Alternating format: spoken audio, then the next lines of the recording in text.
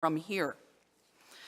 As the agenda and opening prayer indicated, this morning's presentation will focus on the Catholic social teaching theme of rights and responsibilities.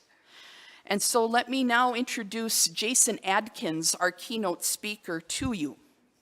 Jason Adkins has served as the executive director of the Minnesota Catholic Conference since March 2011. The Minnesota Catholic Conference is the public policy voice of the Catholic Church in Minnesota and serves to uphold life, dignity, and the common good. For those of you who have been here for a little bit, David Tamasia would be his counterpart here with the North Dakota Catholic Conference. Prior to his advocacy work for the church, Jason was an attorney at the Institute for Justice, a public interest law firm. Jason clerked for both state and federal appellate judges and received his law degree from the University of Minnesota Law School. He holds undergraduate and graduate degrees from the University of St. Thomas in Minnesota and resides in St. Paul with his wife and 4 children, and his children are part of the St. Agnes School in the Twin Cities. Jason is also an oblate of Valley of Our Lady Cistercian Monastery in Hollandale, Wisconsin, which is southwest of Madison. This community of 21 Cistercian sisters are part of our Benedictine family. They live a cloistered, contemplative life according to the rule of St. Benedict. So Jason's felt a bit at home with us. He prayed with us last night and understands what we're trying to do here in living out Benedictine values and the Benedictine charism. So with that, let us welcome Jason Adkins to the stage.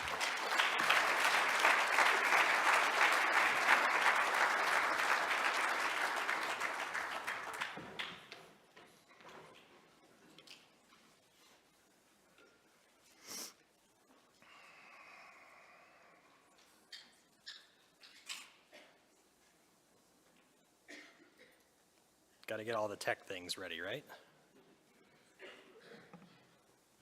Great. What an honor to be with you here today. Monsignor Shea, Sister Nicole, the sisters, the whole community, thank you so much for this blessing. It's a great joy to be at the University of Mary campus, and this place, which is one of the great centers of formation and discipleship and evangelization in the church today in the United States. So I just want to thank you for your service, thank you for your ministry, and for the great things that you are doing with the young people and the people you serve here at the University of Mary. It is really an honor to be here, and thank you again for inviting me. It's fitting that I'm here on the traditional feast of the Epiphany, the 12th day of Christmas, because I'm here to talk about the giving of gifts as the key to understanding Catholic social teaching and its wisdom about the concept of rights. Whoever the Magi were, astrologers, sages, or actually kings, as we sing about, they came to worship a king. Kingship was one of Christ's threefold munera, scary Latin term, but priest, prophet, and king. He is king because through him and in him, we restore all creation into the wise and providential care of the Father. By baptism, we share in that munus regale, that kingship of Christ the Lord, and work to restore all things in him and reestablish his dominion, that is, his kingdom, over all the earth, and make it on earth as it is in heaven. We have liberty, or rights as we may wish to call it, because we have this lofty responsibility. Now, I hope that grabbed your attention. This is Catholic social teaching at its finest, a beautiful gift about who we are. It's not just about what we do, but who we are, and who we are defines and drives what we do. So that's the core of my presentation today, is to help us remember who we are and go back to the sources of Catholic social teaching and think anew about those sources. My goal today is to reintroduce you to Catholic social teaching as a theology of society and what it means to build, in the words of John Paul II, a civilization of love. The concept of social justice fosters a framework of right relationships to build a true community where each participates and each has gifts to share. In this vision, we have rights because we have the responsibility to share these God-given gifts. They are not immunities, as we read about in our Constitution, but in the words of the papal encyclicals, they are munera, and a participation in Christ's munus regale, in which we restore all things in his name. I'm going to just start this presentation today by describing the trap of our current regime of what Mary Ann Glennon calls rights talk, and why it signals a dead end to a healthy political discourse and serious politics. Have you noticed that our biggest political controversies end up being resolved in the courts? I will then give you some context for the rise of Catholic social teaching and the problems related to modern rights talk that it originally addressed in the early papal social encyclicals. Then I will describe the theological resources brought to bear by the Catholic social teaching tradition, rooted as it is in the thought of St. Thomas Aquinas. Now, I want to get to this point that Catholic social teaching is a very misunderstood, underappreciated term. Pope John Paul II called it a great tool of evangelization.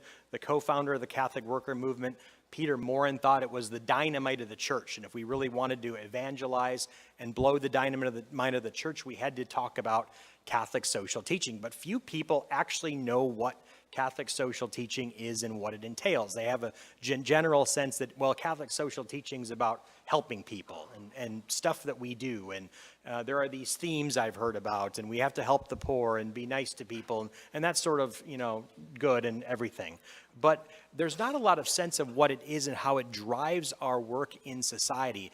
If we're to be not simply a devotional club, or as T.S. Eliot called it, a skeletal mass of fleshless dogmas, a soulless ecclesiastical club, then how we live the gospel in the context of our relationships and in society really matters. That's how we evangelize. That's how we build the civilization of love. That's how we build the kingdom of God. So this Catholic social teaching, that is, as Sister said, living the gospel in the context of our social relationships and fostering right relationships, another word for that being justice, then these things really matter. Now, sometimes we get in our own way. Sometimes we create stumbling blocks by encrusting all of these great teachings and principles in jargon. And the church is certainly guilty of that, and in certain instances of encrusting the beauty of the gospel in jargon. Now, here's what the U.S. Conference of Catholic Bishops website says about rights and responsibilities. I put the slide up on the board. The Catholic tradition teaches that human dignity can be protected and healthy community can be achieved only if rights are protected and responsibilities are met. Therefore, each person has a fundamental right to life and a right to those things required for human decency. Corresponding to these rights are duties and responsibilities to one another, to our families, and society. Okay, well, that's a good start, right? That's helpful. But is it enough simply to say that we have rights and we have responsibilities? What does that mean? If you scroll down that page, there's a lot of quotes from various church sources about helping people, showing solidarity. And yes, those are important. That's what we do. But the teaching about rights and responsibilities speaks more deeply to who we are. And I think in the times of identitarian politics and identity politics, getting who we are, understanding who we are, and the gifts we have to share is really crucial if we want to build the society that we seek. And so that's what I want to do today, is really dig into this concept, these concepts, these pillars of Catholic social teaching, and flesh out how they're all connected: subsidiarity, social justice, rights, responsibilities, gifts, or as the church calls them in the original Latin of the encyclicals, munera or munus, and I'll define that term. Understanding how all those terms and principles fit together is how we build the common good, that is a sharing of gifts. And Catholic social teaching, as I mentioned, is a theology of society rooted in the logic of gift. It is our toolbox for building a civilization of love. Okay, let's get into the problem of rights talk. Everything's about my rights. We always hear about, well, that's my right. I have a right to this, I have a right to that. What does all that mean? Our rights, typically the way we think about rights today are immunities. You see the word munus, but immunities is a lack of munus, or entitlement. So immunity is my freedom from something. I can't be coerced to do it. Or it's an entitlement. I'm owed this by society. That's when we talk about rights today, and this is the problem, is that we think of rights as immunities, as freedom from coercion or freedom from responsibilities, or it's an entitlement. The rest of society or the government or something else owes me these things. So we're trapped, our rights talk is really trapped in this individualistic framework where I am freed from my responsibilities to everything else, or I'm entitled to something that everyone else gives me. We don't often speak of rights connected to responsibilities. And that's part of the challenge of our Anglo-American legal tradition when it gets disconnected from a Christian anthropology. Now, let me show you two extremes of this thinking. There's the Iron Lady, Margaret Thatcher, and boy, was she tough. There's no such thing as society. Margaret Thatcher, one of her famous. So we're all individuals. But of course, the logic of this thinking that there's no such thing as society is that we're sort of atomized, voluntaristic, contracting individuals, and our social relationships are merely matters of contract. If I choose to do something with you and we decide that it's mutually beneficial, that's great. But we don't have any social relationships or social ties that bind us together. Now, she was a victim here of her own theory, and of course, that's not how things work out practically speaking. We have all sorts of relationships by which you're bound. She certainly had a family, so the family is a society. But if some of our greatest thinkers and statesmen don't get this right, what hope do we have, would be my point. Okay, here's another extreme. Benito Mussolini, we talk about fascism these days, that's a term back in use. Everything within the state, nothing outside the state, nothing against the state. So the individual, to the extent that the individual has meaning, it's in his or her engagement with the political society, the state. So everything then becomes political. And to the extent that you have value, you perform any mere function, as opposed to having a munus, as we'll talk about, it's because you're participating in the life of the state and the political order. So we need to distinguish between what's merely politics in the very strictest, narrowest sense of that term, and social life. Is everything in social life about politics? Does everything have to be political? Is everything political? Well, in one sense, yes, in the sense that politics is about how we order our life together. But in another sense, no, that there are all sorts of dimensions of social life that aren't strictly political. Not everything you do at the University of Mary is in reference to what's going on down the street at the North Dakota State Capitol, right? You're fulfilling your own munus here as a university, educating and forming people to be disciples and good professionals. So that's not strictly political in the narrow sense of that term. But these are the problems with this polarity of the individual and the state, as I'll share in a little bit. This is the political struggle, is this tension between the individual and the collective, and the two are fighting for supremacy and fighting for power. So our political discourse between left and right, in the sense that those terms are even useful, is a power struggle between the polarity of the individual on one side and the state on another. And you see two very distinct modes of expressing that dynamic that are still ever present with us.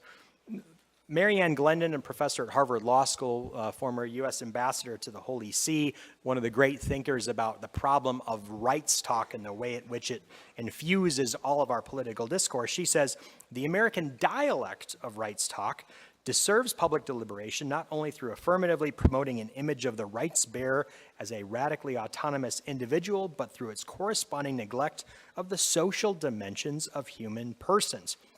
We're more than simply rights-bearing individuals who have zones of autonomy free from responsibility, but we also participate in society. We are social beings. The reality of this kind of politics is that it thwarts discussions about the common good. And that's what politics is in the best and noblest and ancient sense of that term, is that great conversation about how we order our life together. The Greeks understood that we had a common good simply because we had to live peaceably with each other. What the church brought to the discussion about politics and the common good is not only do we have to live together peaceably, but we have to live together peaceably so that we can help people find their ultimate destiny. We have a shared humanity, a shared nature. We're all children of the one Father. We're all brothers and sisters in Christ, and we have a common destiny. We have a common good because we have a common Father and a common future. Now, I want to say a little bit more about rights talk and the Anglo-American tradition and where it goes wrong, or as what Glendon talks about the dialect, of rights talk. A lot of that can be attributed to our friend John Locke, who viewed property rights as the quintessential right. But it wasn't simply your stuff that you owned, but it was property in oneself. It was autonomy in one's person. And that was the very nature of freedom and liberty in the thought of John Locke. Now, John Locke, of course, was pushing back against a slightly older tradition in his counterpart Thomas Hobbes, and one could even say Niccolo Machiavelli, who saw sovereignty as located in the state. So John Locke is responding to the political moment with the rise of nation states and saying, who is sovereign? And that's the very heart of this tension that I'm talking about between the individual and the state. John Locke is trying to establish the sovereignty of the individual against encroaching state power. So he gives us a theory of the individual as autonomous and sovereign in his person and in his property. In other words, creating immunities from the coercive power of the state. Locke even attacked in some of his writings the social reality of the family as an infringement upon the sovereignty of the individual. Now, according to the social contract theory of Locke, men only enter into society, that is the social contract to protect their property, including their person. So we're autonomous individuals, human beings, but we enter into this social contract simply because we want to be able to protect ourselves and to protect our property. That's why the state exists. So the state doesn't exist as it did in classical thought to promote the common good, to promote justice, to promote our ability to attain our eternal beatitude, but really it just exists to protect. It's a night watchman state, if you will, to protect us so that we don't harm each other. So you can do what you want as an autonomous individual, and the state's going to step in when it's necessary to prevent harm to others. But of course, it's built on a fiction. It's built on a fiction about who we are, and I think this is a really crucial point. So do we base our politics, do we base our political discourse on legal or political fictions about who we are and how we enter political life? So if you embrace this Lockean conception of politics, the state by its nature has to be limited. So here we see the resonance with modern discussions of politics. We have to have limited government, because it's an encroachment upon one's freedom and one's autonomy. But it's to say that the person by his or her nature is not social, is not political. They're simply rights-bearing individuals who are working to preserve their freedom, and they only enter into society to the extent that they're protecting their rights. Other than that, they have a zone of freedom to do what they want. Now, of course, this is a fiction. It's not just you can see from classical and Christian political theory, but thinkers such as Rousseau and Marx also pointed out that men and women are by their nature social. We know this. Now, the American founders were certainly men in many instances of deep Christian faith, but they also followed John Locke in setting up a state designed to be as limited as possible to protect property. The whole structure of American government is built around checks and balances to ensure that government was limited and could not encroach on liberty. We have established a Bill of Rights. You see the language in the Bill of Rights, privileges or immunities. We're protecting the privileges or immunities of citizenship. Now, to the founders' credit, they understood that freedom requires free spaces for social and associational life to flourish. Don't hear what I'm not saying. There is a certain genius to the American system of government. But as the great Catholic thinker Alexis de Tocqueville said, ideas have consequences, and he was one of the earliest thinkers to flesh out the problems and pathologies that were inherent in the American system of government and the Anglo-American legal and political tradition that grounded that. And I think it's maybe a doctoral dissertation for someone, but the influence of thinkers such as Alexis de Tocqueville, not just on the American bishops of the late 19th century, particularly Archbishop John Ireland of St. Paul, Cardinal Gibbons in Baltimore, the men who are derided as Americanists, but also certainly the early papal social tradition as well.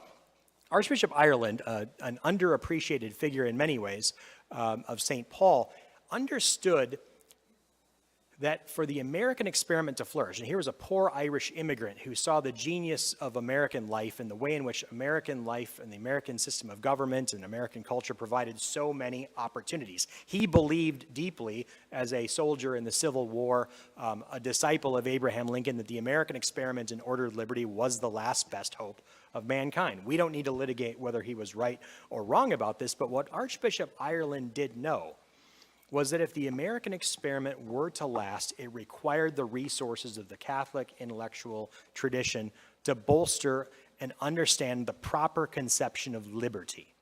Liberty was not license, it was the freedom for and not the freedom from.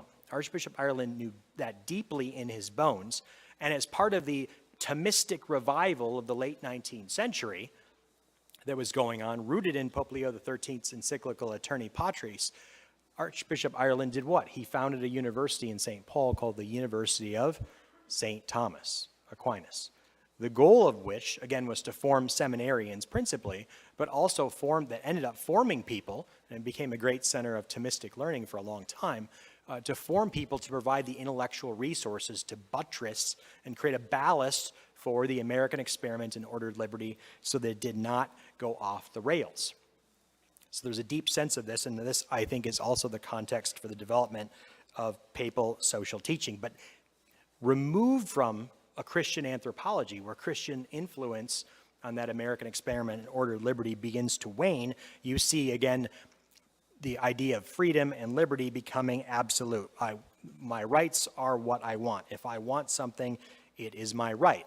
There's a recent book by the great writer Christopher Caldwell called The Age of Entitlement, talking about our political culture since the enactment of the 1964 Civil Rights Act, how this discussion of rights, of the noble cause of the civil rights movement, has transmogrified into whatever I want. Rights are really whatever I want, and I'm going to use the apparatus of civil rights law to get what I want. That started, of course, with the 1965 Supreme Court decision in Griswold, establishing a right to contraception, but then, of course, transitioned to the right to abortion in Roe v. Wade, and now the push for assisted suicide, which of course is the end game, the logical end game of the right to do what you want, which includes the right to have a doctor prescribe you pills to end your life.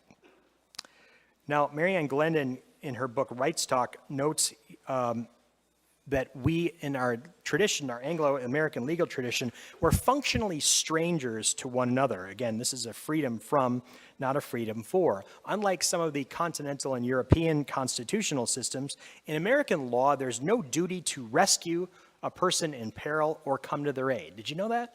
There's no duty to rescue in many state laws, except Minnesota and Vermont, by the way, so there's a shout out to Minnesota.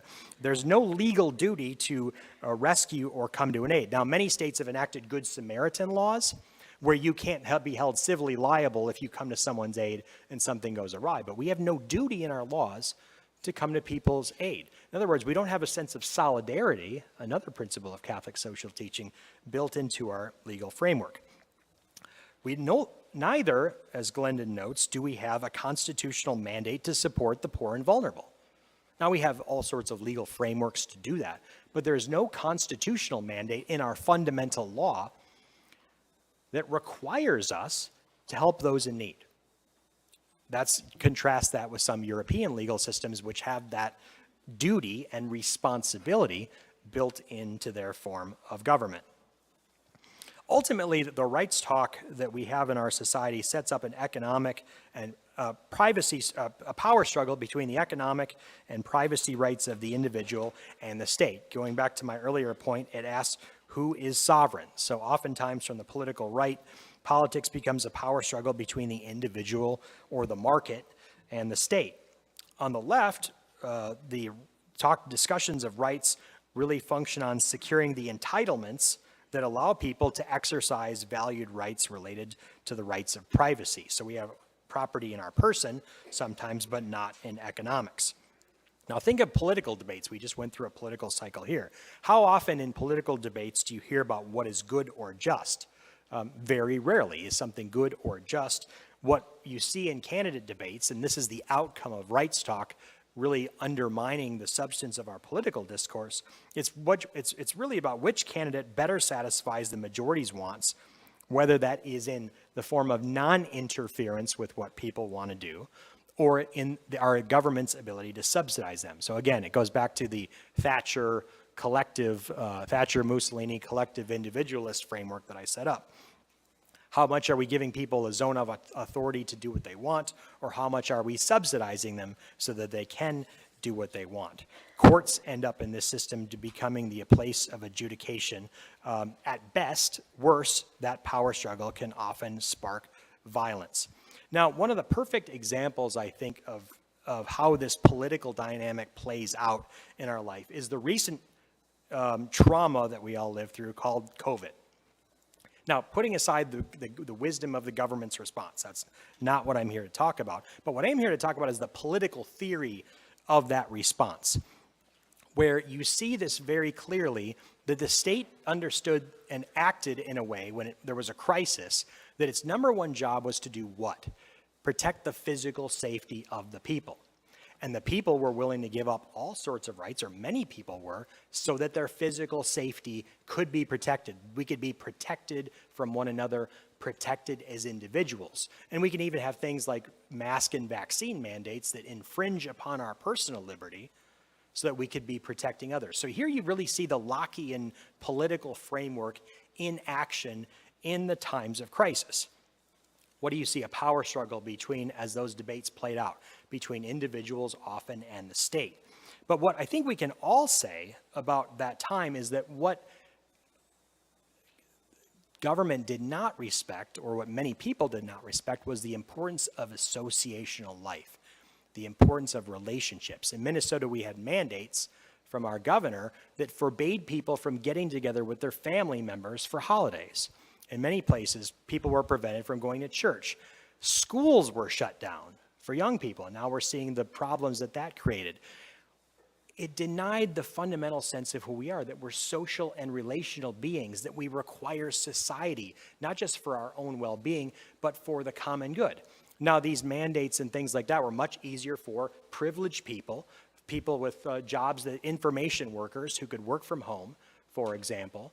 But who did these laws impact the most? People who relied on associational life, people who relied on businesses and serving other people. Where were the tolls taken? We're made for one another. We're made for relationship. In fact, we're made for communion. We're made for community. And as I'll talk about, what do you see in that word communion and community? You see the word munus, this idea of gift, role, office. We're made for a particular dignity. We're made for relationship with one another. This, I think, is very, very and a huge important point.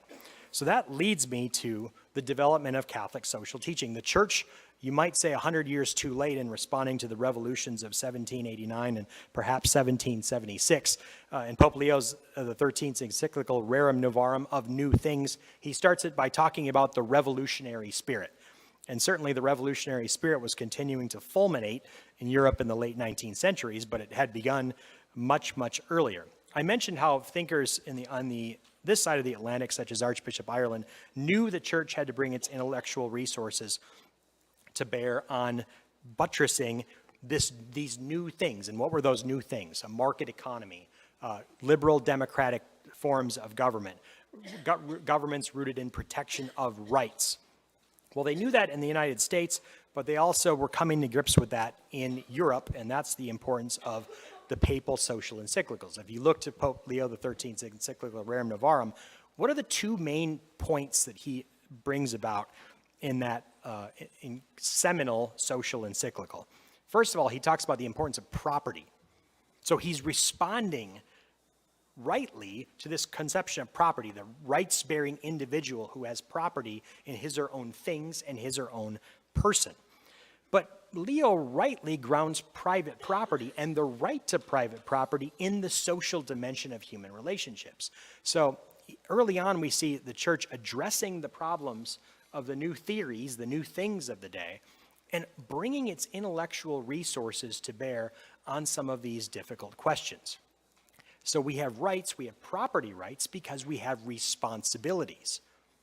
So we understand, based on human experience, that we steward our gifts, again, going back to the true story of who we are, meant to be stewards. God gives us that responsibility in the Garden of Eden. We're meant to be stewards of creation. So to the extent that we appropriate or take on property and individualize that, or associationalize property, we have a responsibility to use property for the common good of everyone else. The second thing that he highlights in Rerum Novarum is associational life, particularly the importance of trade unions. Now, there was a question whether the emerging trade unions of the day were threatening solidarity or perpetuating class warfare. And so Pope Leo XIII defends the importance of trade unions and associational life in terms of what they do to protect the dignity of workers. So associations matter because they fulfill this important responsibility and role in society in the new things of the capitalist economic order to protect the rights of workers. In doing this, Pope Leo XIII reached back to the thought of St. Thomas Aquinas, who had a similar challenge in the 13th century. What was going on in the 13th century? We see to evangelize the cities, there was the rise of the mendicant orders, the Franciscans and the Dominicans. Well, this happens from time to time in the church that the secular clergy gets a little nervous about that, because you could say that these new dynamic evangelical orders were making the secular clergy look bad. This happens with reform orders in the church. There's tensions between the secular clergy and the religious clergy. So people were saying these Franciscans and the Dominicans, they're harmful, they're undermining the unity of the church. And so St. Thomas and St. Bonaventure worked together to defend the rights of the mendicant orders. So St. Thomas has a tract called Contra Impugnantes, against the detractors, one might translate. And what he says about the mendicant orders is that, no, the mendicant orders are fulfilling an important role, an important munus in the church, because they're calling people back to the evangelical counsels, the purity of the gospel. They're itinerant preachers. They're going around preaching the gospel. The secular clergy are rooted in a place.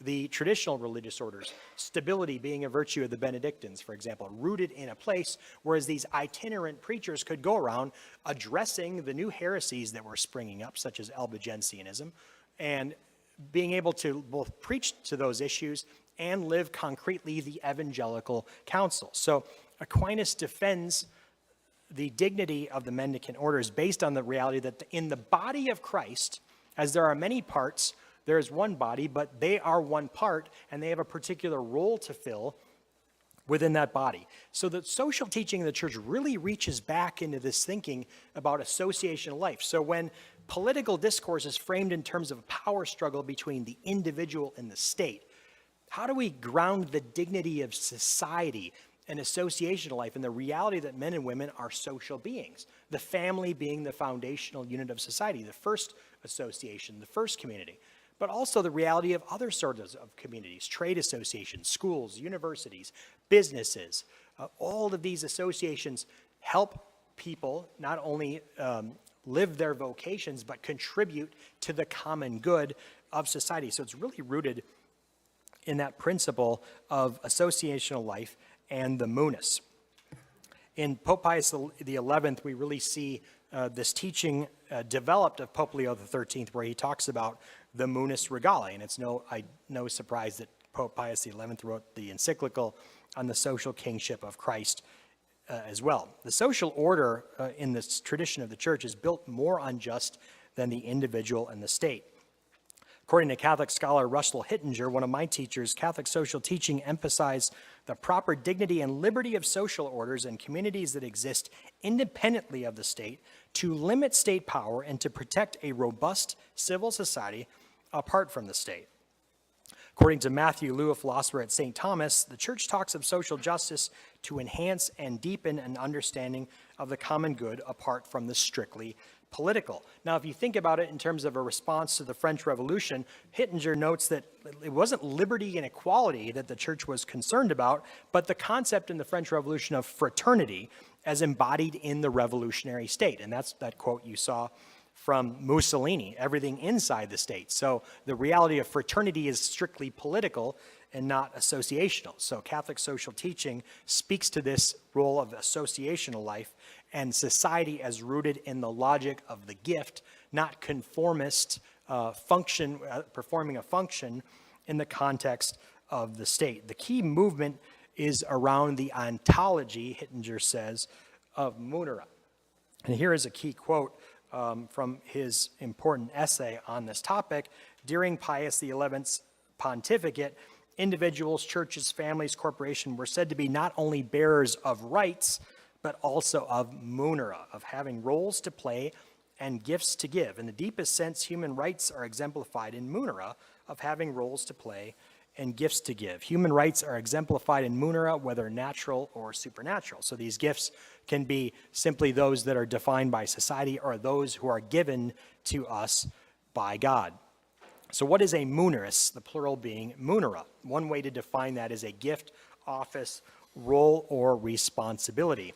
Janet Smith, the great philosopher and thinker, she really sums this principle up well, what is munus, in her book on Humanae Vitae, of course talking about family life as an important, and being parents as an important munus. She says, rather than being a burdensome duty, a munus is much closer to being an assignment or mission that is conferred as an honor on one who can be trusted and who is chosen to share the responsibility of performing some good and important work. This is really key. These are gifts that are given to us. These are gifts that are given to us, in many cases, by God. They are part of our vocation. The gifts we have, we're given to share, right? As we read in the scriptures and as we sing in that very famous song. The documents of Vatican II use the word munus 248 times. So maybe there's something to this word munus. Now, unfortunately, many of the translations use the word function, and I'll get to in a little bit why that is a problem. Now, think about the gifts. Everyone has a gift. The Blessed Mother has a gift. Her role was to be the mother of God. Peter has holds the keys of the kingdom. He has the threefold munera of teaching, governing, and sanctifying. He has the Petrine ministry is a munera. In fact, we all have munera in the form of our discipleship. These are roles and responsibilities that we are called to play. Motherhood and fatherhood are munera. What are the three important munera of motherhood and fatherhood? Transmitting life, educating children, and being parents. Teachers, elected officials, politicians. The state has a munus. The state has a munus to be an instrument of justice. As I mentioned, the University of Mary has a particular munus, and probably munera, as an institution of Catholic higher education. The Lord, in his wisdom, gives us the gifts of the Holy Spirit, in fact, to do what? To fulfill our munera. This is why this term is so important. Pope John Paul II, writing in his book Sources of Renewal as Karol Wojtyła in 1976 about the implementation of the Second Vatican Council, describes how we grow in holiness through the incremental way in which we grow in our participation in the munera in which we are given. In other words, we live the call to discipleship in the context of society. And this is the living reality of the people of God, a true communion of persons. This attitude of participation, John Paul II says, is the central theme of the conciliar doctrine of the people of God. And John Paul II never tired of saying, and this is really, really important, as papal biographer George Weigel points out regularly, he always pointed back to Gaudium et Spes 22 and 24.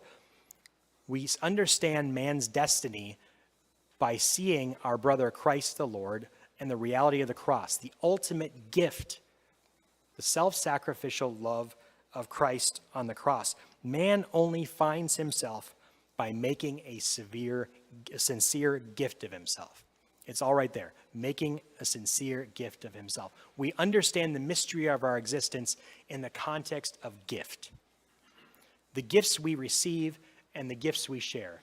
The greatest gift, of course, that we can give is our own lives. But we give gifts to others by understanding and discerning the gifts and the ways in which we're called. You can call it a vocation, or you can call it living these various munera that we're given. But we really live the reality of the discipleship when we share those gifts with others. And then when you start thinking in that way, you go, oh, all these scriptural lines make sense now, right? Oh, I get what Pope John Paul is saying about the Second Vatican Council. And again, we talk about the threefold munera of Christ: priest, prophet, and king. Priest makes a sacrifice, a gift of himself. The prophet evangelizes. That is the munus of the prophet. And the munus of the king is to rule, to restore all things in Christ and build the civilization of love. Now, we participate in all three of those munera as brothers and sisters of Christ, and that we recognize that often munera are not man-made, but God-given. They are conferred by a higher authority upon a subservient actor. We have a responsibility to use these gifts to fulfill roles in society. Again, they're not responsibilities in the sense of the negative connotation of duty, but they are mission. So munaras are mission. They're about mission and living mission. Again, families, associations, churches, unions, schools, businesses, all have their own mission. They all have their own role to play. And that's how we build the common good, is when all of those social actors respond to that, what? Call to participation. Again, another theme of Catholic social teaching, the call to participation and share their gifts with others. Now, I brought one of my toys to illustrate this, and you may have seen this on one of the slides already, but one of my mentors, Mariana Gonstead from the University of St. Thomas School of Law, she likes to visualize some of these concepts. And I think this little ball toy here is an important one. You might not be able to see it in the back, but I'll put a slide up. So we can think of society like this, as each one of us living these little realities on our own little nodes out here by ourselves. But what happens when we share our gifts? What happens when we try to integrate our gifts and the reality of our being in the context of a whole? Well, this is what society looks like when we're living on our own. But this is what society looks like when we share our gifts. Right? See how the reality of the whole expands when we share our gifts with one another. And this is what society looks like. So Pope Francis uses the image of the tetrahedron, a many-sided reality. So we have all these gifts. There are many sides and diversity of gifts, but what we look like is one whole. We can have unity and diversity. There really is a symphony, as Pope Benedict called it, of gifts. So I think these little toys like this help illustrate that reality is when we contribute to the common good. And of course, you see common good, again, community. What's a community? Literally a sharing of gifts, right? A community, a communis, a sharing of gifts. This is now related to another important principle of Catholic social teaching, which is social justice. Social justice is not simply helping the poor or doing good things or even worse, socialism or progressive politics. Social justice is giving each social actor that which he or she or it needs to do what? To fulfill its munera. That's what social justice is. That's a beautiful, rich teaching. We've got to recapture that word, because that's the heart of everything. That's the heart of what it means to live the good society, is to foster social justice, to make sure every actor has what they need to fulfill their contribution, to fulfill their munera to the common good. It's not simply distributive justice. Distributive justice is an important aspect of social justice, but it is not the same thing. Instead, social justice is part of that beautiful theology of society built on the logic of gift. That leads me to the other principle of the related principle of social justice, which is subsidiarity. Subsidiarity is a principle of social justice, what we owe to actors and what other actors owe to us. We have responsibilities. We don't interfere with the other social actors unless we have to, because they have their own responsibility to play. The state should not subsume the role of parents as first educators of their children, because parents have the responsibility, the munus, of educating their kids. So only when it's necessary should higher authorities like the state step in and intervene to subsidize the work of other social actors. I've got another slide to illustrate that. Pope Pius XI, just as it is gravely wrong to take from individuals what they can accomplish by their own initiative and industry and give it to the community, so also is it an injustice and at the same time a grave evil and disturbance of right order to assign to a greater and higher association what lesser and subordinate organizations can do. This is what Russell Hittinger calls the organicity of the common good. Matthew Liu again summarizes as well. He says, subsidiarity as a principle of social justice is a demand to recognize that human beings are socially embedded creatures with both rights and duties that properly belong to them outside the scope of the traditional categories of distributive or commutative justice. That means that we have social identities not given to us by the state, but also that are more than simply rational choosers or optimizers, the Lockean contracting individual person.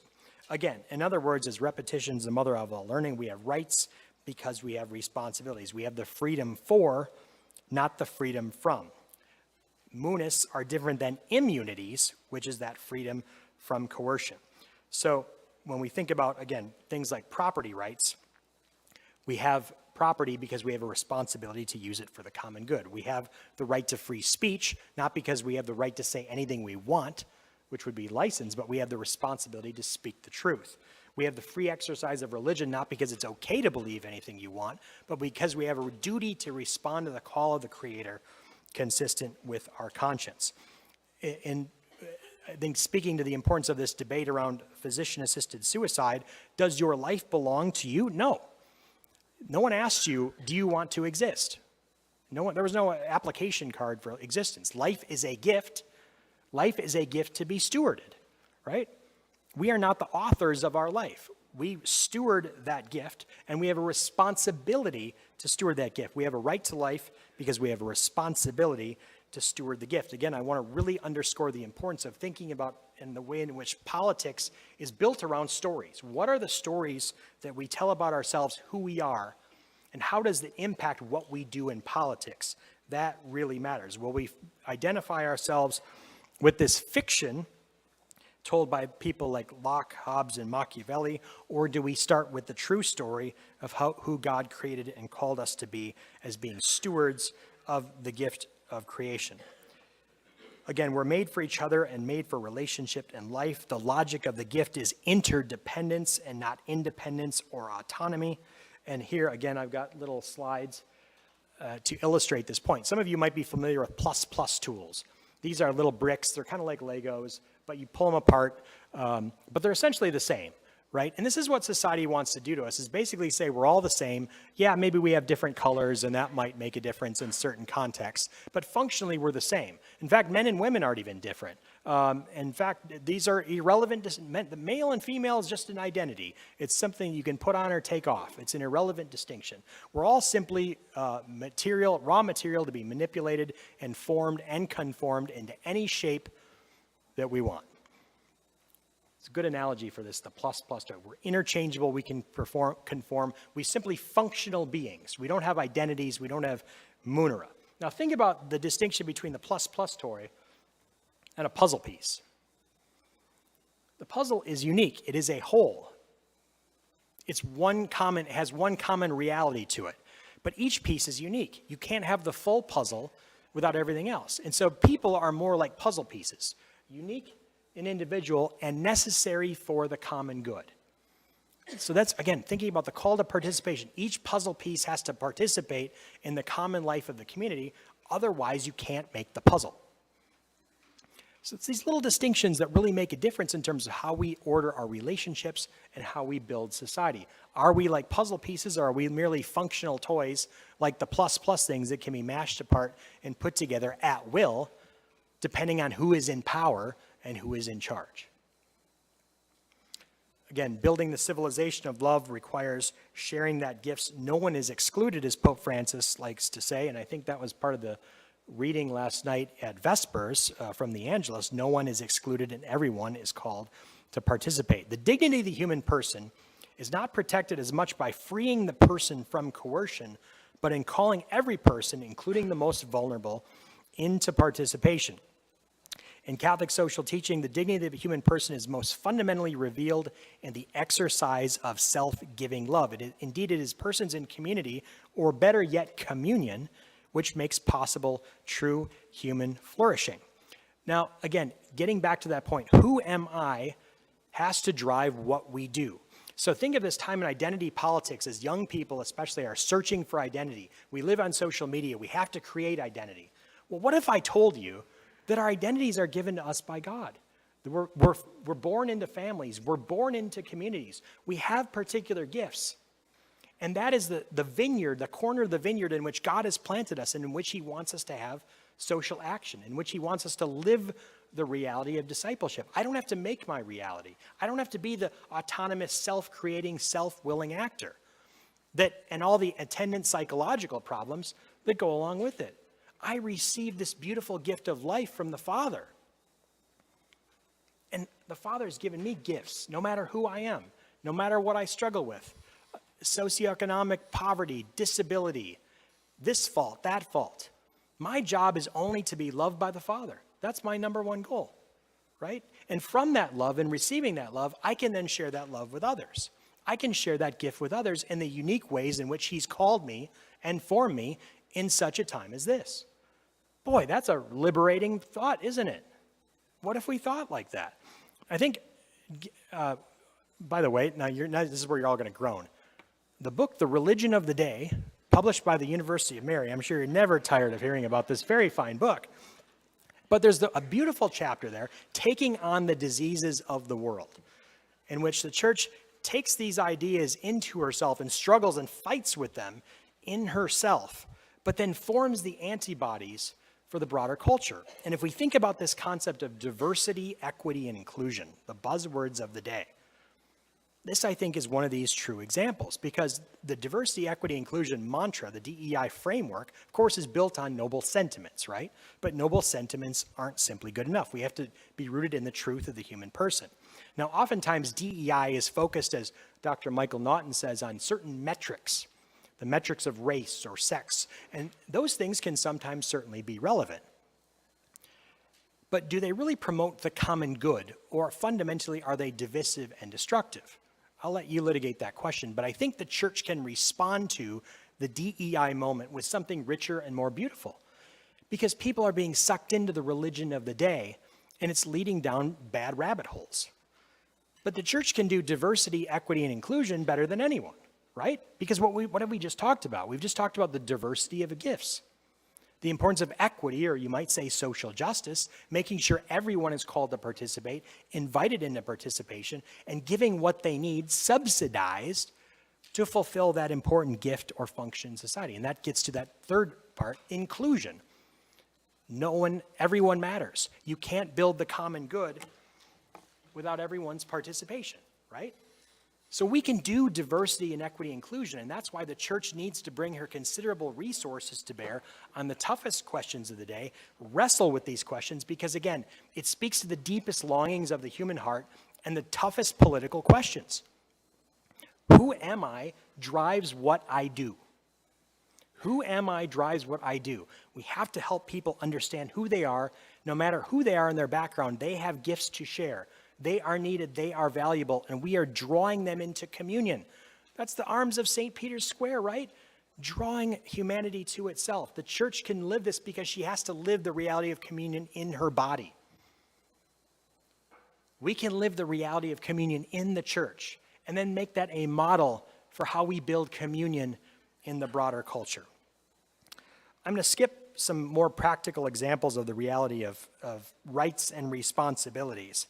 But I think, tying this all together, why does this matter?